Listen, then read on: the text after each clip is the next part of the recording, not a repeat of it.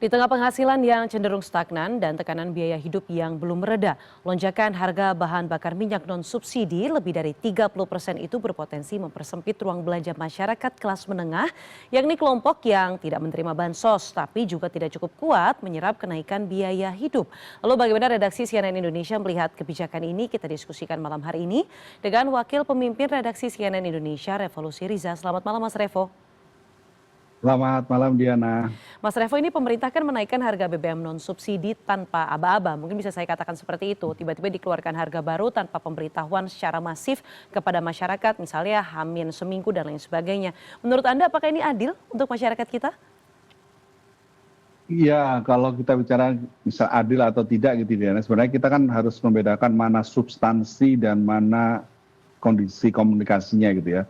Kalau secara substansi sebenarnya kan memang yang naik ini adalah bahan bakar minyak non subsidi. Ya. Artinya pertalite tidak naik dan memang kan sejak awal kita sudah tahu bahwa bahan bakar minyak non subsidi ini akan mengikuti harga pasar di dunia gitu ya Diana ya. Nah, jadi ketika di negara-negara lain harga BBM non subsidi atau di negara lain kan tidak ada, di beberapa negara tetangga kita itu kan tidak ada subsidi ya. Mereka kan akan mengikuti naik turunnya harga minyak dunia. Nah di Indonesia akhirnya kan pemerintah mengambil langkah menaikkan harga BBM non subsidi Pertamax dan kenaikannya kan cukup lumayan tinggi gitu ya, sekitar Rp4.000 per liternya gitu. Walaupun memang ada dalih juga bahwa di beberapa negara tetangga kita harga BBM-nya masih lebih tinggi, untuk RON serupa masih lebih tinggi dibanding Pertamax di kisaran 92 di Indonesia gitu ya.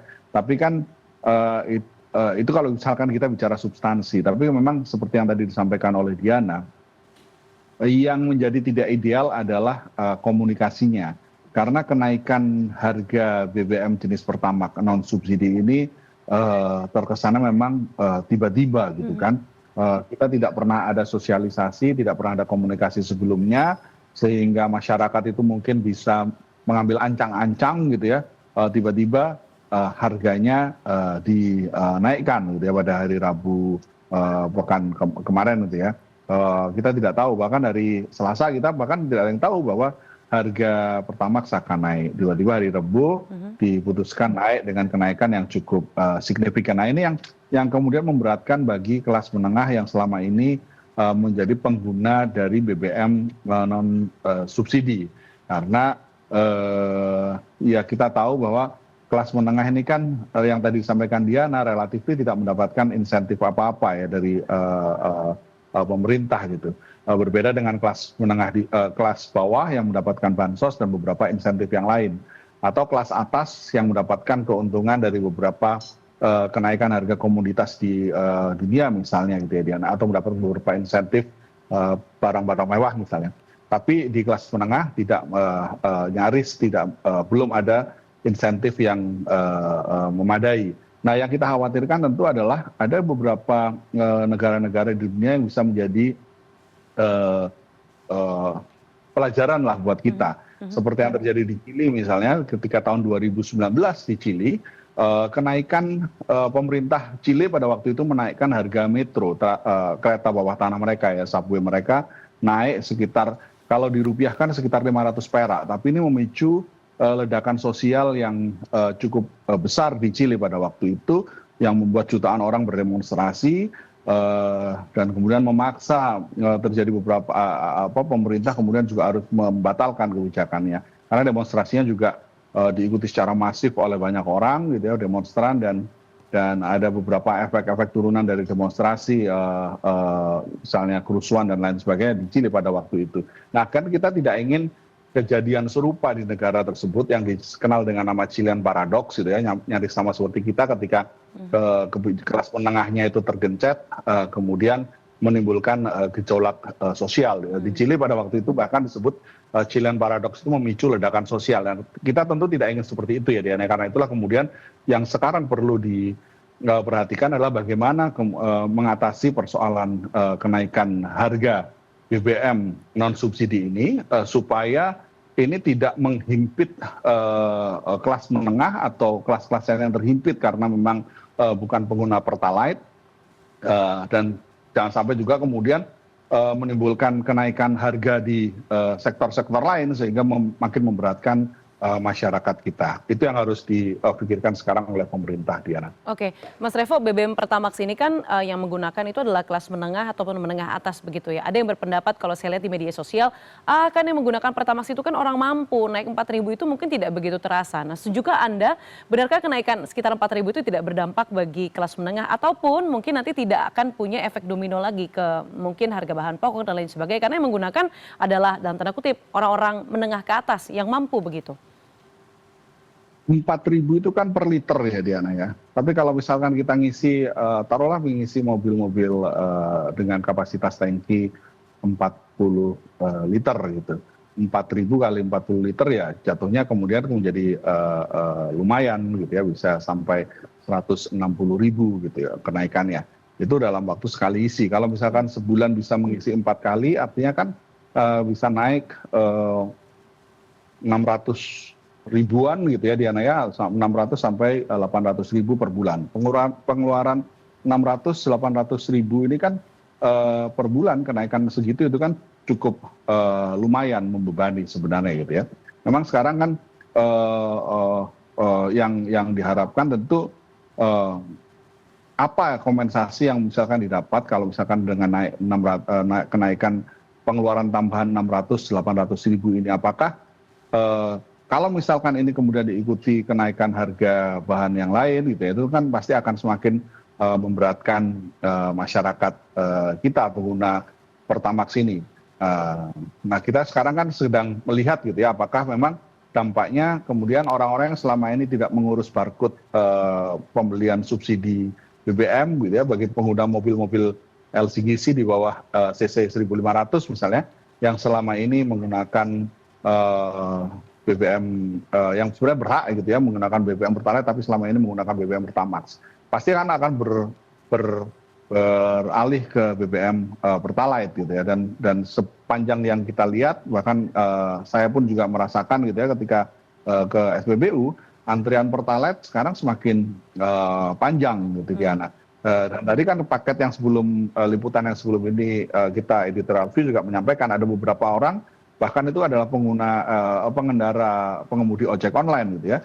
Dia sendiri juga menyampaikan bahwa motornya tidak kompatibel atau tidak, kalau misalkan pakai BBM subsidi agak ngelitik dudutan kalau istilahnya dia begitu ya Diana, karena mungkin motornya mungkin relatif motor baru gitu ya Diana. Nah ini yang sebenarnya kan yang harus dilihat secara lebih luas gitu. Karena jangan sampai yang sekarang harus dimitigasi adalah jangan sampai kenaikan BBM di non subsidi ini kemudian efeknya itu ke kenaikan bahan-bahan yang lain gitu. Karena sekarang pun dengan kenaikan Rp4.000 per liter ini sudah cukup berat gitu, karena kan pengeluaran per bulannya kalau di total bisa sekitar 600 sampai 800 ribu per bulan dengan kenaikannya dari masyarakat kita pengguna Pertamax ini, Diana.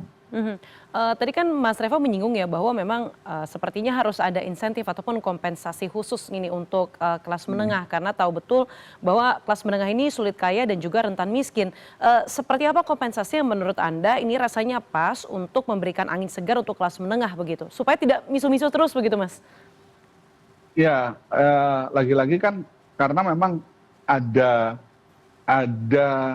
pelajaran yang bisa kita tarik dari negara-negara lain ya Diana, ketika di Chili itu pada yang tadi saya sampaikan gitu tahun 2019, ketika itu Chili merupakan salah satu negara yang paling tinggi pendapatan per kapitanya kalau dihitung pendapatan negaranya itu paling tinggi di Amerika Latin gitu, Amerika Selatan.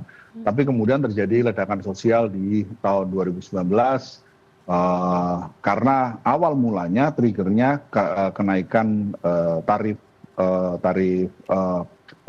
metro gitu, tarif transportasi umum bawah tanah yang kemudian di beberapa pelajar di sana, para pelajar di sana kemudian melakukan aksi protes dan kemudian aksi protesnya diikuti oleh jutaan masyarakat lain yang ada di Chili dan kemudian kita kenal ada istilah ledakan sosial di Chili. gitu.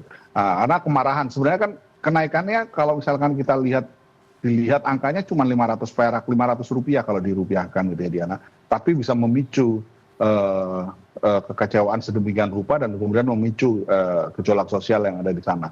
Nah, ini yang kemudian tentu kita tidak ingin hal serupa juga terjadi kan di Indonesia. Hari Jumat kemarin aksi demonstrasi memprotes, salah satunya memprotes kenaikan harga BBM ya, dan kemudian menuntut perbaikan ekonomi di Indonesia sudah terjadi gitu di Jakarta, aksi demonstrasi sudah, dan di beberapa kota-kota lain sudah terjadi. Nah, ini yang perlu dipikirkan oleh pemerintah. Apakah memang misalnya memberikan insentif kepada para kelas menengah ini yang selama ini tidak mendapatkan insentif, misalnya dengan apakah pengurangan PPh 21 untuk pendapatan misalnya gitu ya, misalnya pendapatan 5 sampai 10 juta mendapatkan pengurangan berapa persen untuk PPh 21-nya gitu ya, atau misalkan mendapatkan insentif untuk voucher untuk BPJS Ketenagakerjaan atau BPJS Kesehatan misalnya, atau voucher kendaraan transportasi umum sehingga mendorong masyarakat untuk menggunakan transportasi umum, atau misalnya memberi keringanan pajak untuk kendaraan-kendaraan ramah lingkungan gitu ya, kendaraan listrik misalnya, pengurangan suku bunga KPR atau apapun itu yang mungkin bisa dipikirkan sehingga ada kompensasi dari kenaikan yang harus dikeluarkan untuk BBM dan itu terkompensasi dengan insentif yang lain. Karena bagaimanapun yang kita khawatirkan kalau misalkan ini tidak mendapatkan insentif ya, artinya kan nanti masyarakat kelas menengah ini atau masyarakat pengguna BBM non subsidi ini pasti akan mengurangi pengeluarannya gitu ya. Mengurangi pengeluarannya otomatis akan menurunkan dengan kata lain akan menurunkan daya beli masyarakat. Sementara kita tahu sebenarnya pertumbuhan ekonomi di Indonesia ini juga salah satunya didorong oleh tingkat konsumen dari masyarakat. Kalau misalkan daya belinya turun, nah ini yang dikhawatirkan juga pasti pertumbuhan ekonominya juga akan menurun, dan ini efeknya tentu akan semakin bergulir kemana-mana ya Diana. Nah itulah pentingnya kemudian mitigasi atas kenaikan harga BBM non subsidi ini dipikirkan oleh pemerintah kita. Ada berbagai opsi kompensasi untuk menjaga daya beli masyarakat, salah satunya tadi pemutihan pajak, kemudian juga ada diskon untuk transportasi umum dan lain sebagainya, dan kita harapkan ini ada angin segar kepada masyarakat kelas menengah supaya bisa ekonomi kita tetap berjalan dan dalam kondisi yang stabil di tengah kondisi geopolitik yang tak menentu ini. Terima kasih Wakil Pemimpin Redaksi CNN Indonesia Revolusi Riza malam hari ini telah berbagi perspektif dan analisa Anda di CNN Indonesia Prime News. Selamat malam Mas Revo. Selamat malam Diana, terima kasih.